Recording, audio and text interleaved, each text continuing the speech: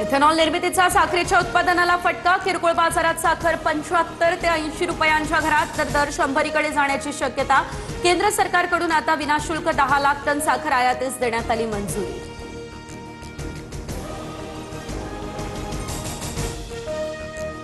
राज्यात आता सुट्ट्या तेलावर बंदी। भेसळयुक्त तेल विकल्यास 7 वर्षांपासून आजन्म शिक्षा आणि 10 लाख रुपयांचा दंड ठोठावला जाईल।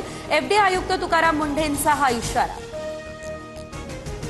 धनुष्यबाण आम्हाला द्या किंवा गोठवा। ठाकरेंच्या वकिलांची पुन्हा मागणी। तर धनुष्यबाण गोठवल्यास सर्व आमदार भाजपमध्ये जातील।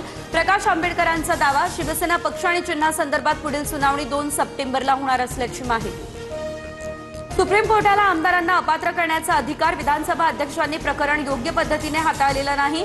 चिन्हाचा निर्णय फक्त विधिमंडळातील संख्याबळ पाहूनच दिला। ठाकरेंचे वकील देवदत्त कामत यांचा हा युक्तिवाद। अंगणवाड्यांमध्ये अत्यंत निकृष्ट दर्जाचा पोषण आहार पुरवल्यासंदर्भात तक्रार करणाऱ्या अंगणवाडी सेविकेचं निलंबन। कारवाईमुळे तीव्र संताप व्यक्त। अंगणवाडी सेविका देवयानी पारधी यांनी निकृष्ट आहाराबाबत व्हिडिओ शेअर करत तुकाराम मुंढेंकडे केली होती तक्रार।